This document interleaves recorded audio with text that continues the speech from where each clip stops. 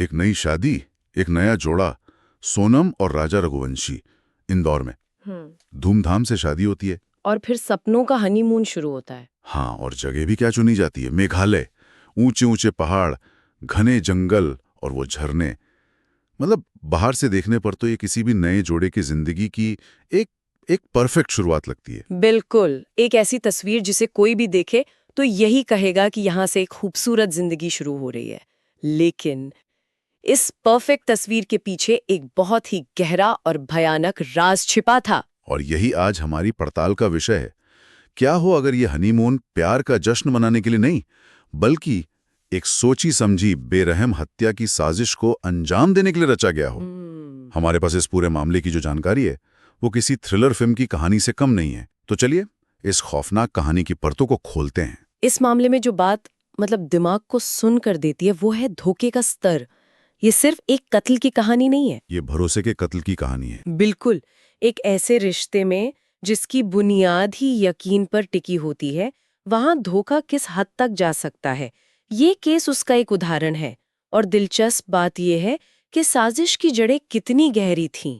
और उसे अंजाम देने की प्लानिंग कितनी बारीकी से की गई थी। हाँ, तो ये सब शुरू कहाँ से हुआ? जाहिर है इंदौर में उस शादी के मंडप से।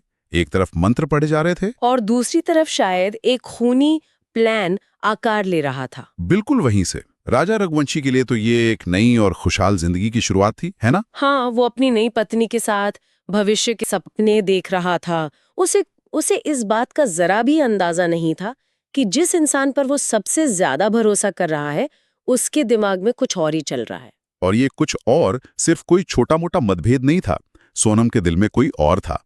लेकिन बात सिर्फ इतनी ही नहीं थी। नहीं, बिल्कुल नहीं। वो सिर्फ एक दिखाले की शादी नहीं कर रही थी। वो असल में राजा से हमेशा के लिए छुटकारा पाने का एक पूरा रोड मैप तैयार कर चुकी थी। ये सोचना भी कितना अजीब लगता है ना? इसे कहते हैं किसी की भावनाओं के साथ खेलना। एक तरफ वो एक नई दुल्हन की सारी रस्में निभा रही थी, परिवार के साथ घुल-मिल रही थी, और दूसरी है। यही तरफ तरफ वो अपने प्रेमी के साथ मिलकर अपने ही पति की मौत का जाल बुन रही थी। इस तरह की दोहरी जिंदगी जीने के लिए एक बहुत ही अलग तरह की मानसिकता चाहिए। ये दिखाता है कि ये कोई गुस्से में उठाया गया कदम नहीं था। नहीं, ये ठंडे दिमाग से लिया गया फैसला था। बिल्कुल। मतलब ये साफ है कि ये सब कुछ पहले से प्लान किया गया था। ऐसा नहीं था कि अचानक गुस्से में कुछ हो गया। नहीं, नहीं।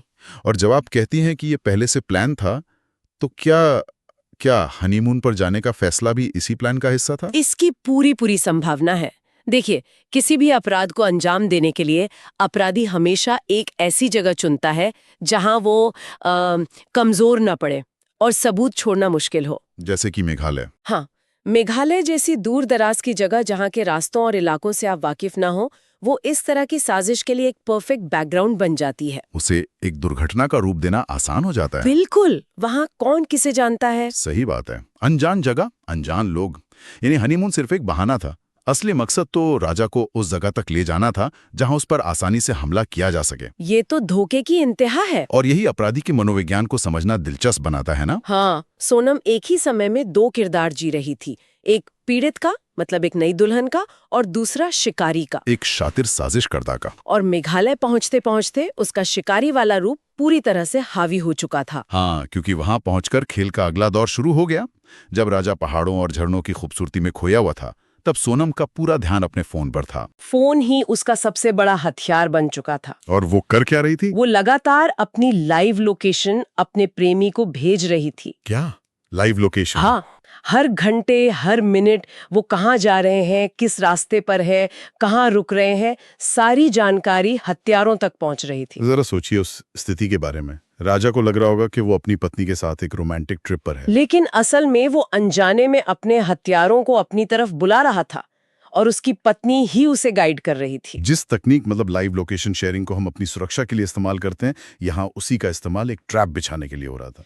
और ये आजकल के अपराधों का एक बहुत ही दिलचस्प पहलू है। अपराधी तकनीक का इस्तेमाल तो कर लेते हैं, लेकिन अक्सर ये भूल जाते हैं कि यही तकनीक अपने पीछे डिजिटल निशान छोड़ जाती है। एक तरह का टेक्नोलॉजिकल ओवर कॉन्फिडेंस कह सकते हैं इसे। बिल्कुल सही शब्द है। उन्हें लगता है कि वो सिस्टम से ज्यादा स्मार्ट हैं, लेकिन वो ये नहीं समझते कि डिजिटल दुनिया में कुछ भी मिटता नहीं है। इस केस में तो हत्यारों को राजा को ढूंढने की कोई मेहनत ही नहीं करनी पड़ी। बिल्कुल नहीं।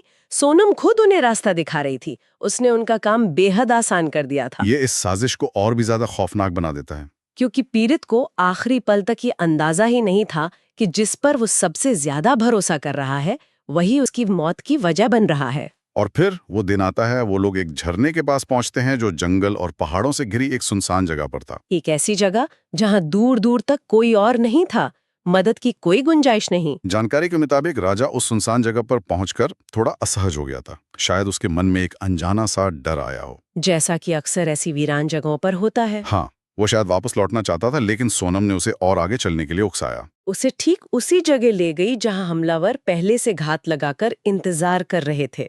ये एक बहुत ही महत्वपूर्ण मोड़ है। कैसे? राजा का हिचकिचाना और सोनम का उसे आगे धकेलना ये साफ करता है कि सोनम उस जगह के खतरे से पूरी तरह वाकिफ थी और उसका एकमात्र मकसद राजा को उस ट्रैप तक पहुंचाना ही था। वो स्क्रिप्ट का आखिरी सीन पूरा कर रही थी जो उसने लिखी थी। बिल्कुल। और फिर पहाड़ की उस ऊंचाई पर वही हुआ जिसकी पूरी तैयारी की गई थी। राजा पर अचानक हमला होता है और उसे धक्का देकर एक गहरी खाई में फेंक दिया जाता है। दिमाग सुन्न हो जाता है ये सोचकर। लेकिन यहाँ पर सोनम का अगला कदम उसके किरदार के बारे में सब कुछ साफ कर देता है। अगर वो निर्दोष होती तो क्या करती? चिल्लाती, मदद मांगती, पुलिस को फोन करती, पर उसने ऐसा कुछ नहीं किया। कुछ भी नहीं। हमले के तुरंत बाद वो वहां से भाग जाती है, अपने पति को उस खाई में मरता हुआ छोड़कर। हाँ, इसके बाद वो पुलिस के पास पहुंचती है और एक मनगढ़ंत कहानी सुनाना शुरू कर देती है। ये अपराधियों द्वारा इस्तेमाल की जाने वाली एक बहुत ही आम रणनीति है ना? हाँ, खुद को पीड़ित के रूप में पेश करना। हाँ, उसने शायद लूटपाट की कहानी सुनाई होगी या ये कहा होगा कि पैर फिसलने से एक हादसा हो गया। वो ये दिखाने की पूरी कोशिश कर रही थी कि वो भी इस हादसे का शिकार हुई है, ताकि ये जांच की सुई कभी उस पर आए ही नहीं। बिल्कुल। पुलिस ने जांच शुरू की। कुछ दिनों की तलाशी के बाद खाई से राजा की लाश बरामद हुई। सोनम की कहानी में मतलब झोल तो थे। हाँ, उसके बयानों में बार बार विरोधाभास था।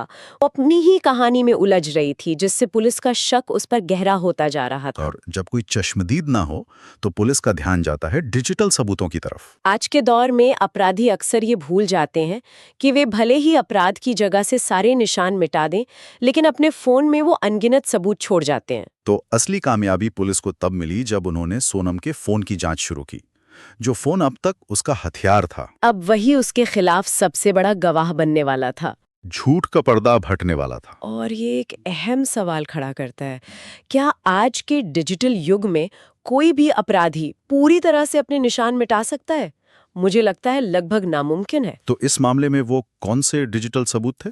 इस मामले में 3 मुख्य डिजिटल सबूतों ने इस पूरी साजिश का मतलब ताना बाना उधेड़ कर रख दिया। अच्छा, वो 3 सबूत कौन से थे? सबसे पहला और सबसे ठोस सबूत था mobile location data. Location data. हाँ, पुलिस ने जब सोनम, राजा और सोनम के प्रेमी इन तीनों के फोन की लोकेशन हिस्ट्री की जांच की तो दूध का दूध और पानी का पानी हो गया। क्या मिला उसमें? डेटा से साफ पता चला कि जिस वक्त राजा पर हमला हुआ उस वक्त सोनम और उसका प्रेमी दोनों उसी झरने के आसपास मौजूद थे। ओह! इस एक सबूत ने सोनम की लूटपाट या हादसे वाली कहानी को पूरी तरह से खारिज कर दिया। तरह से। लेकिन एक सवाल है, लोग कहते हैं कि जीपीएस तो बंद भी किया जा सकता है।